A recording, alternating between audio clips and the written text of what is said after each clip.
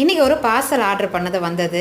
எனக்கு இன்னும் எக்ஸைட்மெண்ட்டோட என் பையன் தான் அதை பார்த்து பார்த்து ஓப்பன் பண்ணான். நம்மளும் சின்ன வயசில் அப்படி தானே, நம்ம வீட்டுக்கு ஒரு பொருள் வாங்குறாங்க அப்பா அம்மானா அதை முதல்ல நின்று வேடிக்கை பார்க்குறதே விஷயமா இருக்கும். வேறு ஒன்றும் இல்லை, இந்த பேங்கர் பாக்ஸ் தான் ஆர்டர் பண்ணியிருந்தேன். வந்திருந்தது.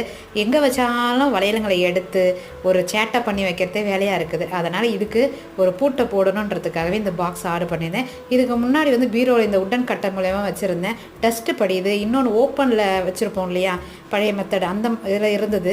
ஆனால் ஓவர் டஸ்ட்டு படிஞ்சு எல்லா வலையிலும் வேஸ்ட்டாக தான் போகுது.